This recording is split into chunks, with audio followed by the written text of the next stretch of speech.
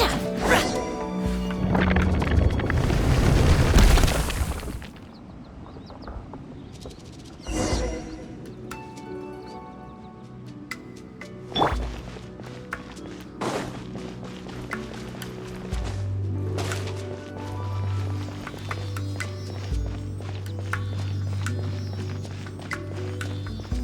over there!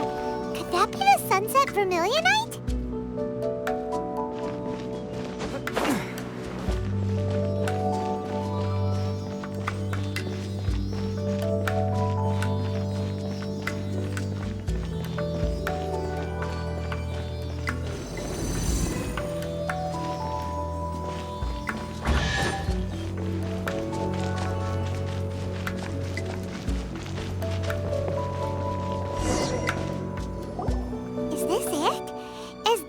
Sunset vermilionite?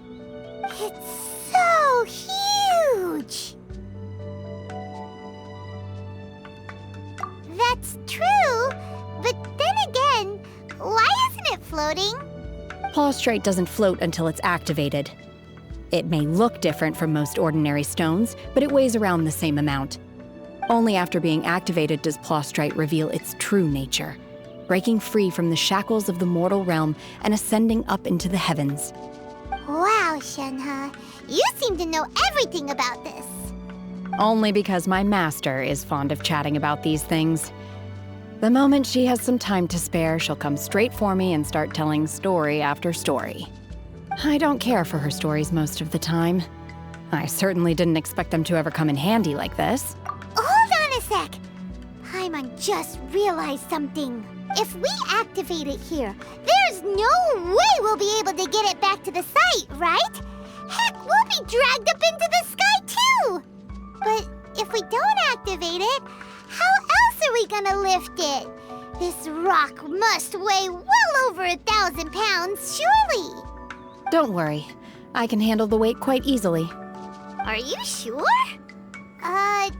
Be careful! Please don't worry. I'm well aware that a plaustrite sample this large must be highly valuable. I will be gentle with it and make sure it does not get damaged. My safety. That's right! Paimon's sure you can handle it and everything, but if something this heavy lands on you, you're gonna get yourself hurt, no matter who you are. You gotta be extra careful when lifting heavy objects. It's just common sense. Is it now? Well then, thank you. I'll go on ahead with the plaustrite. Let's meet at the building site later. How is Shenhe able to carry that huge rock all by herself? Adepti super strength much? We can't slow down yet. Let's go meet her at the building site.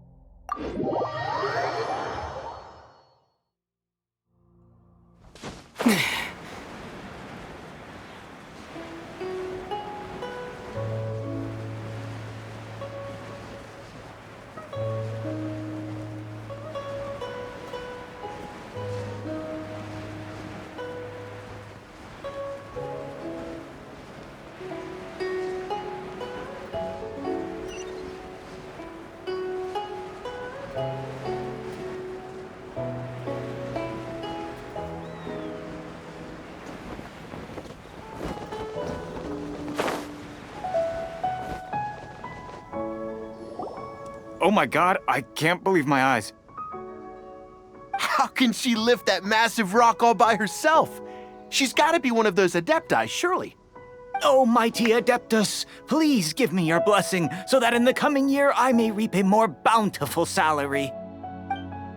This is top tier in size and quality, and the condition it's in is quite simply immaculate. Congratulations, this item is approved for submission. I'm going to award you full marks for the Sunset Vermilionite item. May I take your name? My name isn't important. I'm not even here to compete. I was just delivering this for some other people. They should be here any minute now. Shenhua and Ningguang's little helper. Ah, so you're the ones behind this. No wonder.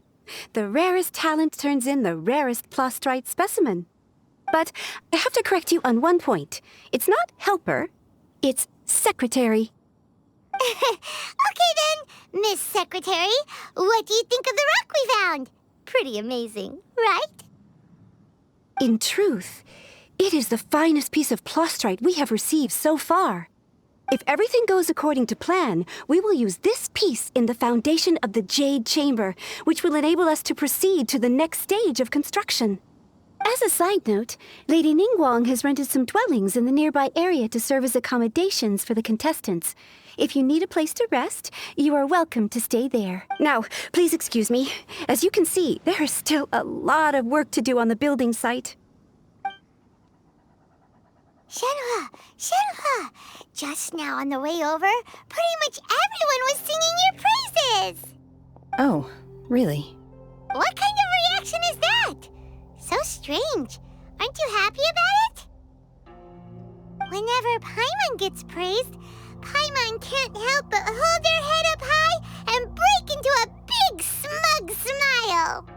I've had similar compliments before. They call me an adeptus, treat me with great deference and respect, as if I'm set apart from the common folk. Yeah, 'cause that's how adepti are. At least the ones we've met are pretty unique and reclusive, too. Way different than normal people. But I am not... Shenhua?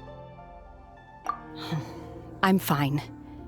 I've been exerting myself quite a lot ever since we set foot in that abode. I'm just a little fatigued. Well, Byron said that there are some makeshift hotels we can use, right? Let's go check in and take a rest. No need. I simply need to find myself a secluded place in the wilderness to sit and meditate in silence. You can't do that. It's dangerous out in the wild on your own. When you're hungry, you go eat something tasty. And when you're tired, you go lie down in a nice, comfy bed. All right? Seriously, don't punish yourself like this. Okay. If you insist. Great! Now we're talking. Let's head to our hotel.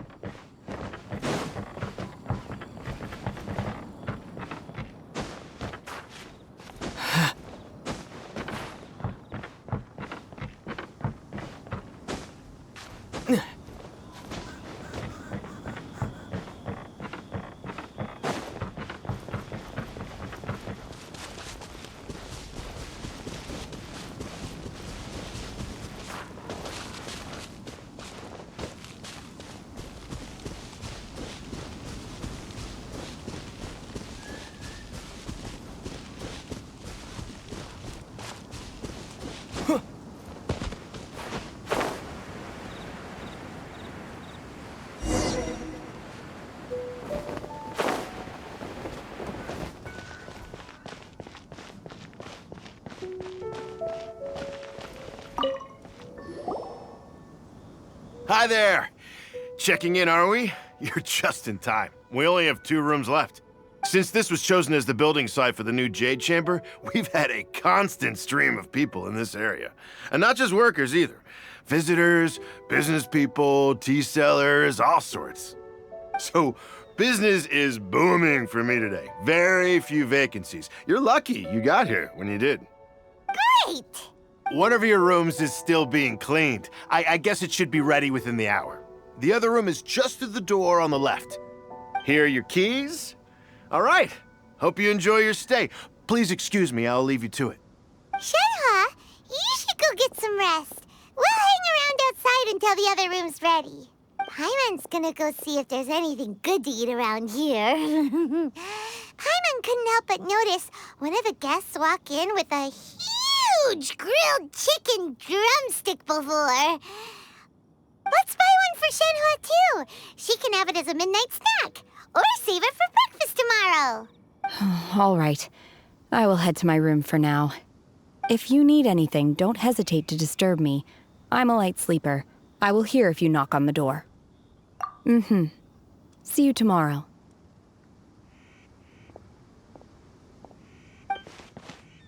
Hey!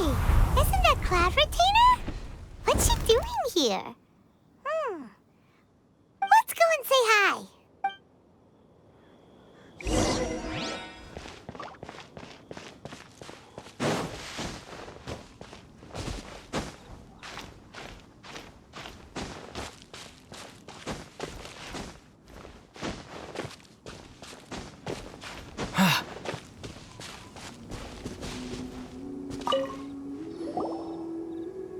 One trusts you have met Shen-He.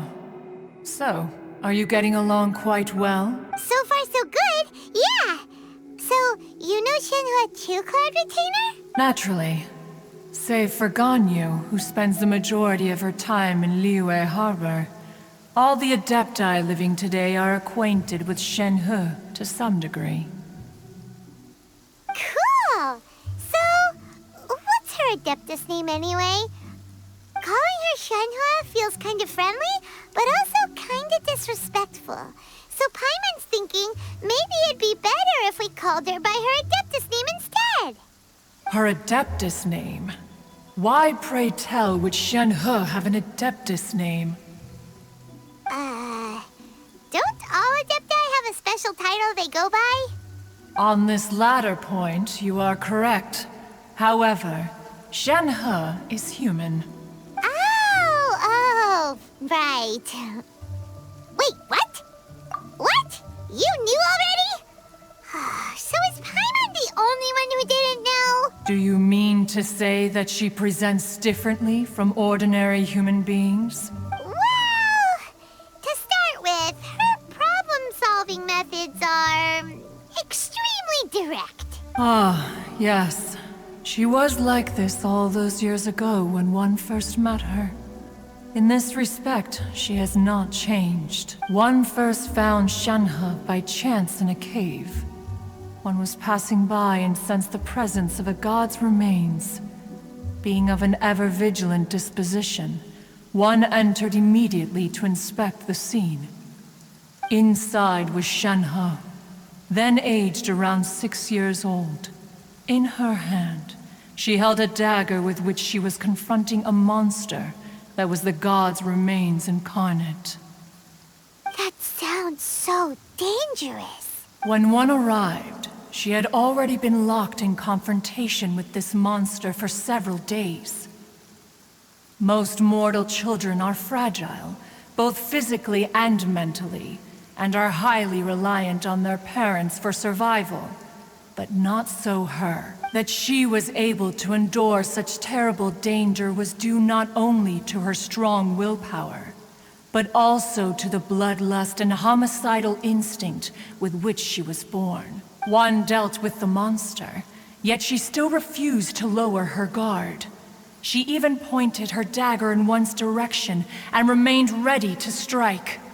Only after she was satisfied that one had no intention to cause her harm did she finally relent. She then passed out without uttering a single word. In other words, if you hadn't passed by that day, Shenhua might have... Not necessarily. Upon one's arrival, one could sense that the god's wrath was gradually receding. Even had the stalemate continued, one suspects that Shen-He may have still emerged the victor of the confrontation. That's still so dangerous, though. Why was a tiny little kid battling against the wrath of a god in the first place? Alas, the mortal world is rife with suffering of every kind. And she had experienced her fair share of this, even at a tender age. Seeing that she was homeless, one decided to adopt her. Indeed, it is one to whom she refers. Shen-He has an extraordinary constitution, making her well adapted to practicing the Adepti arts. All the Adepti cherished her talents, and so we were willing to train her. However, her homicidal urges did not subside with age. Rather, they grew stronger day by day. Mooncarver once performed a divination for her. He declared that her fate is to bear the curse of calamity. Consumed by malevolent energy, she is prone to bring harm to those around her. Such is the magnitude of the danger this poses, that her soul must be bound with red ropes to keep her homicidal instinct at bay. The red ropes have indeed served to keep her calmer and more content. They also seem to have rendered her somewhat inexpressive. Perhaps the red ropes are so powerful that they have suppressed some of her other emotions as well.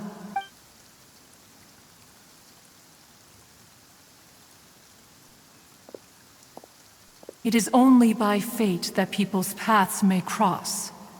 Now that Shenhe's path has crossed with yours, please be sure to treasure the gift that fate has given you, and take good care of her. Oh, now Paimon gets it. You came out here to check up on Shenhe because you were worried about her, didn't you?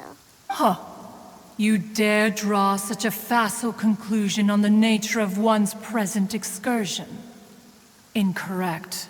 The truth is that while Liyue Harbor may seem peaceful today, danger is always lurking in the shadows. Ningguang once made a bold assertion that this is to be the era of the contract between Liyue and the humans. Well, one is most curious to observe how she will respond to the coming storm. If she handles it admirably, one is willing to be a witness to her achievements. But if she does not, the Adepti shall not hesitate to seize control. Let us conclude our conversation here for today. One has occupied enough of your time, and night is approaching. Be sure to get ample rest.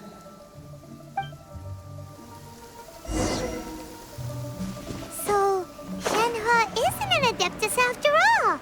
She just grew up around the Adepti. Oh, no wonder she doesn't like being treated as an Adeptus. Having everyone falling over themselves to show their respect all the time must be kind of hard to deal with.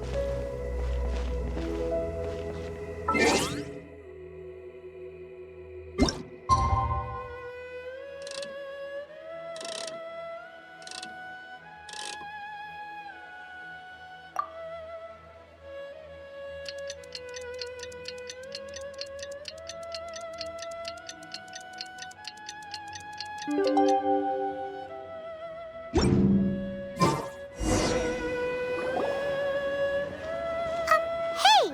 So, Shenhe... Master has relayed my situation to you, I take it. Oh? How did you know? I'd intended to wait until you came back before going to sleep, but I didn't hear you come in.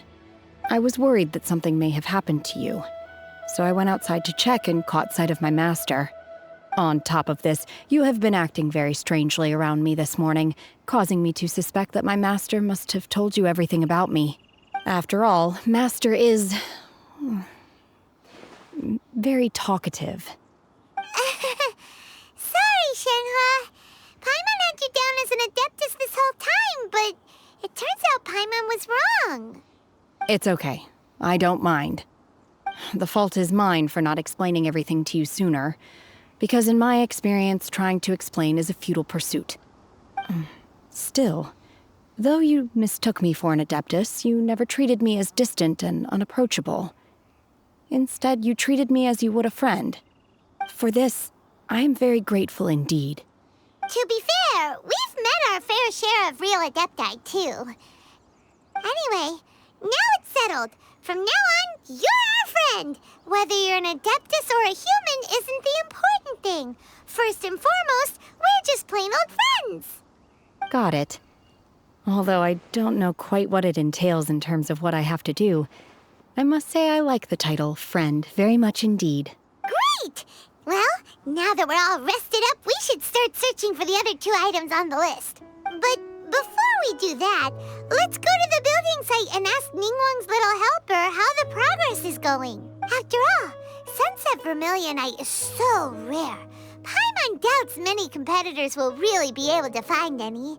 If it turns out some of them have given up already, we'll be able to take things a little more slowly. Oh, and another thing. We bought some grilled chicken drumsticks on the way back last night. There was a place just outside. Here's one for you, Shenhua. Try it! They're so good. I concur. It has a rich flavor, far more agreeable than those I've cooked for myself in the wilderness in the past.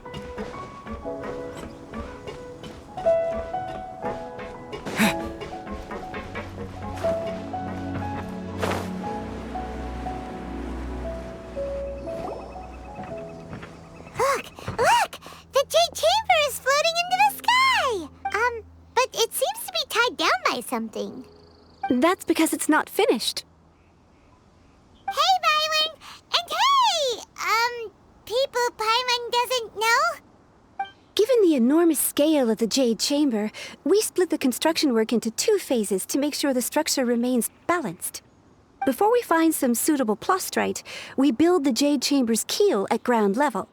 Once the plastrite is ready, we place it into the keel and let the partially constructed Jade Chamber rise up to the height of the surrounding mountain peaks. The remainder of the construction work is then carried out at that altitude. Once everything is ready, we release the iron tethers and allow the Jade Chamber to rise to its target altitude. Miss Bywin, we've brought some new materials to submit. One moment, I'll be right there. The construction work has only been able to progress this rapidly thanks to the plastrite provided by you. Lady Ningguang is most grateful and looks forward to seeing more of your work. Wow, can't believe you sourced the plastrite so quickly. It's the key piece of the puzzle. Looks like you beat us to the punch. Wait, I know you. You're the one who fought against the Vatuian Osile, right? Oh, sure enough, your reputation precedes you. Pleased to meet you. I'm Beto, captain of the Crux. Beto? Are you here to join the Jade Chamber contest too? Sure am. I happened to get my hands on a chunk of Sunset Vermilionite on a voyage a while back, so I figured I'd bring it over. Huh. So even though it's rare, we're not the only ones who managed to get a hold of it. Oh, I've got some introductions to do. This is the renowned Miss Yun, or Yunjin, probably the most famous figure in the Liyue opera scene. Greetings. These 2 are Paimon and the Traveler. I'm sure you've heard of them before. And this is... sorry, I'm not sure we've met. Shenhua. I am their... friend. Good to meet you. Well, from today on, I guess all of us are friends. Miss Yun is also here for the contest. Turns out she needed to borrow a boat, so we came together. It's an honor to finally meet you both. I've heard much about you.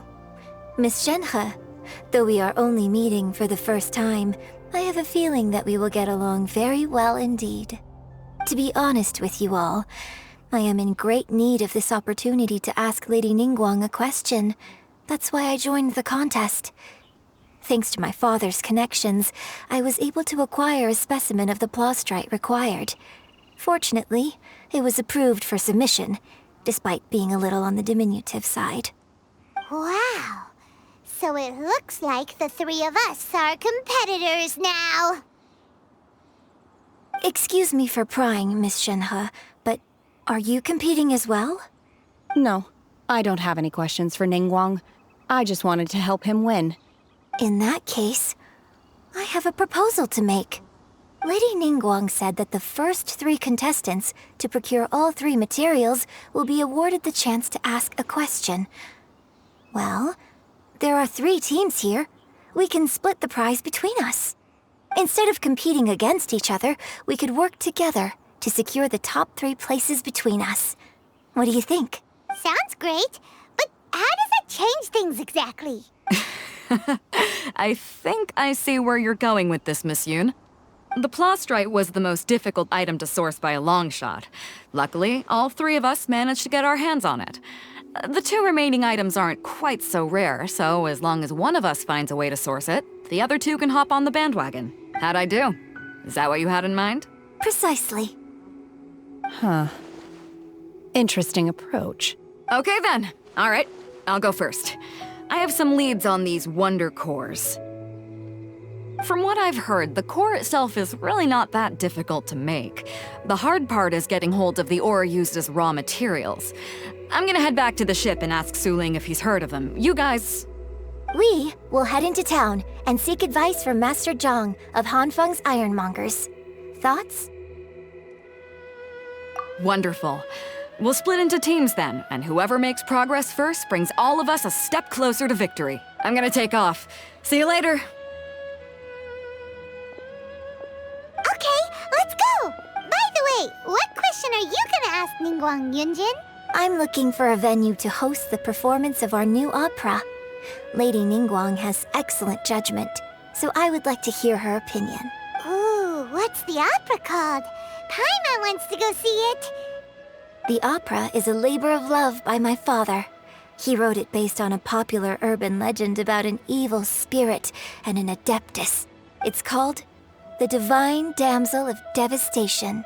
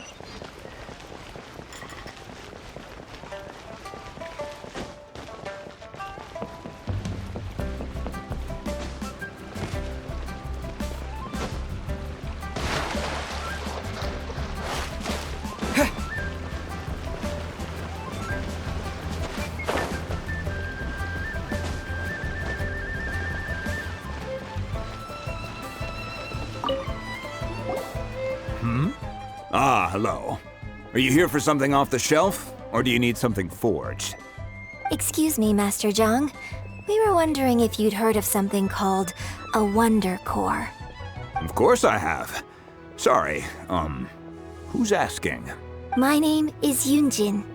Perhaps you don't know me, but I believe that you forged some weaponry for my father in the past for stage use. Yunjin? Stage use? Oh, so you must be Miss Yoon. Sorry, my brain's finally caught up. It's not used to doing much beyond bashing a hammer all day. Everyone's heard of you, Miss Yoon, even folks who don't make it to the opera all that often. Like myself. So, you're here to ask about Wonder Cores, huh? As it happens, I do know how to make them. Matter of fact, I made some for Lady Ningguang back when she was building the original Jade Chamber.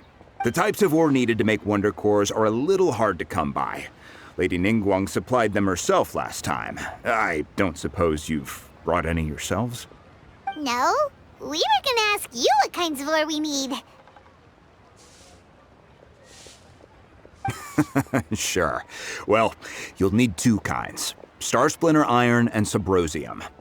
If I remember correctly, Lady Ningguang sourced her Star Splinter Iron from the Mount Tianheng area.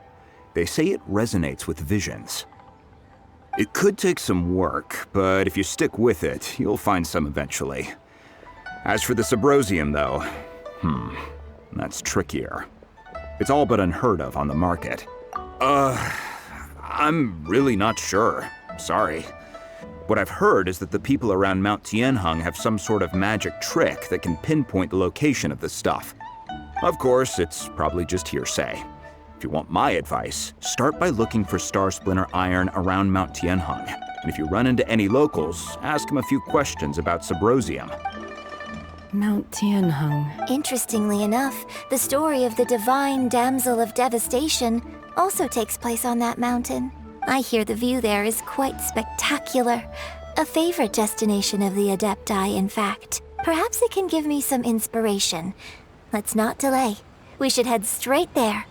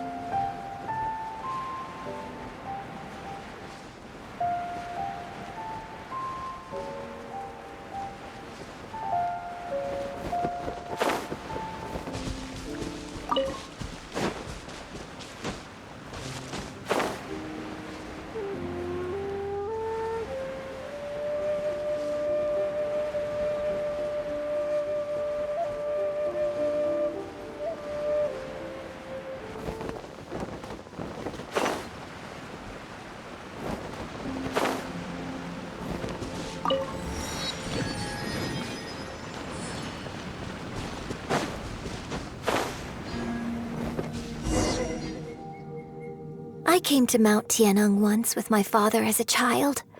I remember it being such a long climb that I could barely feel my legs by the time we reached the top.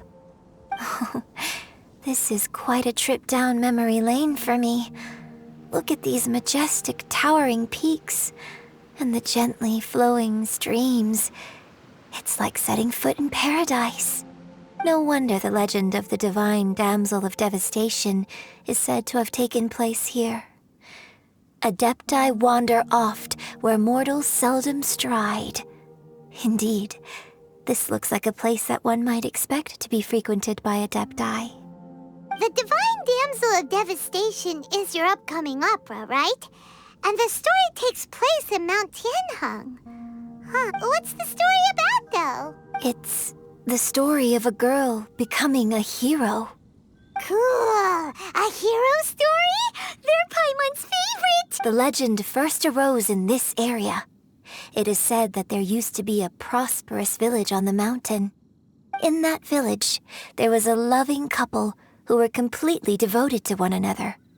One day, a terrifying monster appeared. The wife was out collecting herbs and was captured by the monster. Her husband was so distraught at the news that it broke his spirit and drove him to madness. The vile and vicious monster told the villagers, "If you want to live, you must sacrifice a child to me." What a nasty piece of work! Paimon sure hopes this monster gets put in its place! But the monster was so terrible and so strong that all within the village were terrified of it. They had no choice but to give in to the monster's demand. Just while they were discussing whose child would be given over to the monster, a little girl suddenly stood up and came forward. No! Don't do it, little girl! Unbeknownst to anybody else, she was concealing an exorcist's blade. She approached the monster's lair, feigning fear and trepidation. When she finally arrived, she courageously drew her sword and entered into a fierce struggle with the monster, from which she eventually emerged as the victor. Her extraordinary abilities drew the attention of the Adepti, and they took her as one of their own. Her story became the stuff of legends. But alas, the paths of mortals and Adepti seldom cross, and she would never again re-enter the mortal world. And so, destined to grace the mortal realm for but a brief moment, she vanished like a wisp of smoke into thin air. That's how the opera ends. I really like this story. But I personally think that perhaps the little girl was not as brave as the opera makes her out to be. I'm not sure she deserves all the praise she is given. I've never considered that before. Opera is always an interpretation of the events it purports to portray. A certain degree of deviation from the truth is always inevitable. When my father wrote the script for this play, I suppose his intention was to inspire his audience with the character of the divine damsel. I think it's a great story. The ideal story. Well, it sure inspired Paimon! Let's go get ourselves some Star Splinter Iron! Yeah!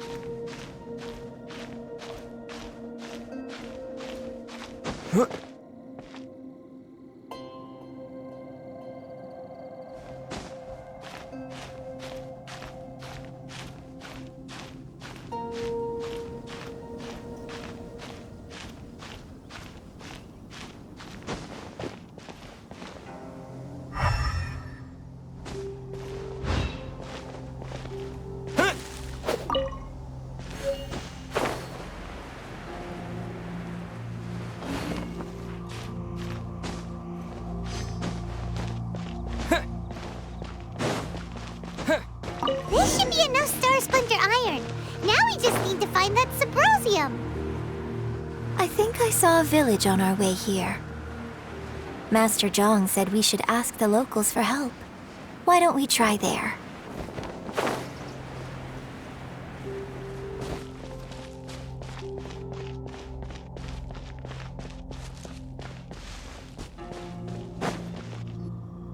Hey, there really is someone here. Yunjin, looks like you were right. Excuse us, sir. Can we ask you something? Huh. He didn't seem to catch that. Hello, sir. We were just passing by and wanted to ask if you happen to know anything about Subrosium. Is he trying to tell us to look for clues in the village? Well, whatever. Guess we're on our own here. Shenhua, Yunjin, let's have a look around. Sorry, you can go ahead without me. I'd like to have a word with this gentleman, if that's okay with you, Uncle Mingjin. It's Shenhe. Shinho, you're alive. The rumors were true. So, all these years? I'm sorry, I don't know how to find Subrosium, but I think you can find some information in the village. This place is deserted now. No one ever comes here, so you can rummage around all you want. Huh? You know this guy, Shenhua? Thank you, kind sir. We'll go and take a look around. Don't worry. Mingjin has no ill intention towards Miss Shenhe. She'll be quite safe. Okay, then let's see what we can find in this village.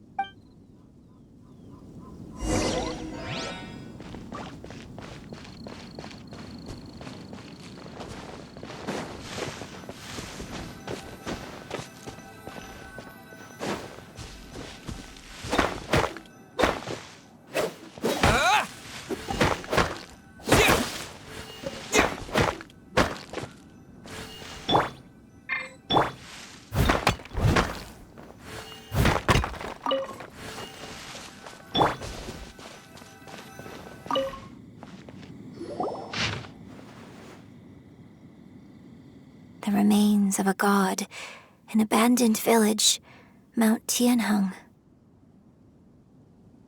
Does this mean that the true story of the Divine Damsel of Devastation happened right here, in this village? The time frame certainly matches, so it seems we're in the right area. Let's keep looking around.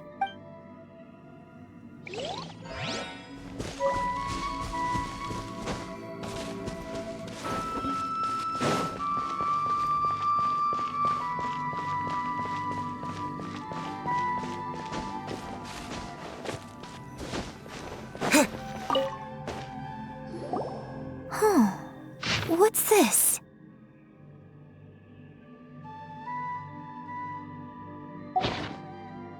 So, Shenhe is the Divine Damsel? Now that I think about it, she does behave rather like an Adeptus, and she is about the right age, so that's why I've been getting the strangest feeling whenever I chat with her. I should have noticed it earlier. According to this text, the Divine Damsel from the opera was actually the daughter of the loving couple. And she didn't volunteer. She was sacrificed to the monster by her own father. Oh, the truth is even more lamentable than the opera. Now I understand why Shenhe said the girl was not as brave as people think. It wasn't her choice to enter that ghastly situation. She was forced into it. Oh, it looks like my father may need to make a few revisions to his beloved opera. We've looked everywhere, but still no mention of Sabrosium. Let's have a look over there.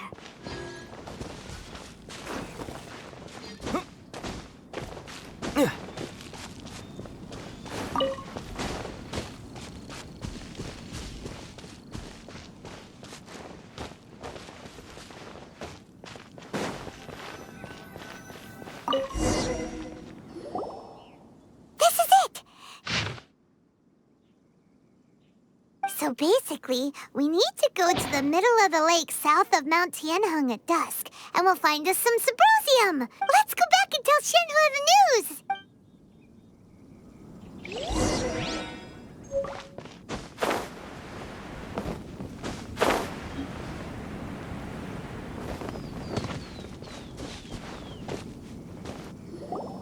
One year when I was back visiting, I heard a story about a white-haired Adeptus from a merchant passing by. I never imagined it was you. I was a very close friend of your father's. I could have stopped him from performing the summoning ritual. I had plenty of chances, but I couldn't bring myself to stand up to him. I just let things happen, let it all escalate. And, well, we all know how that story ended. I bring flowers back here every year. And each time I wish I had a chance to apologize to you. Apologize for what?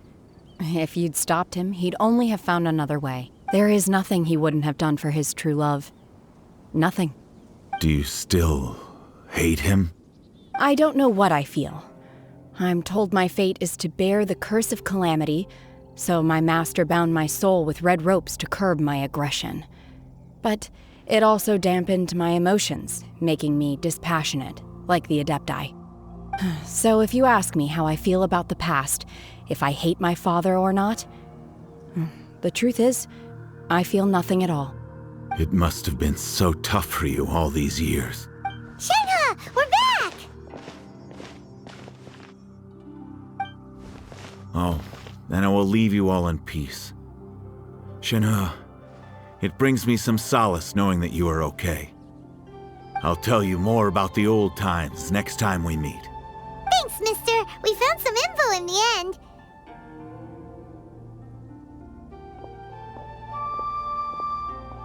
Shenhe, look. This tells us how to find Sabrosium.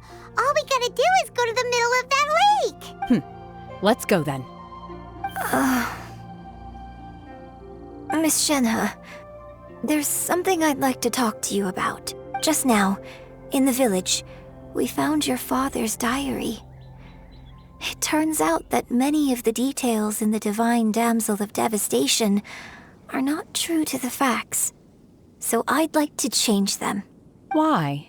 I know I say that opera always deviates from the truth, but now that the main character is standing right here in front of me, I cannot simply dismiss your lived experience in favor of my father's fiction. It's okay. I like your version. But, My master once said that the day I learn how to use my strength for the good of others is the day that I can truly become part of human society. So, I hope that one day I might be brave enough to stand up and protect others, just like the girl in the opera. But I've never thought this way before, and I wonder whether I will continue to think in this way. don't worry. I believe you will. In fact, I think maybe you've already started to become the person you aspire to be.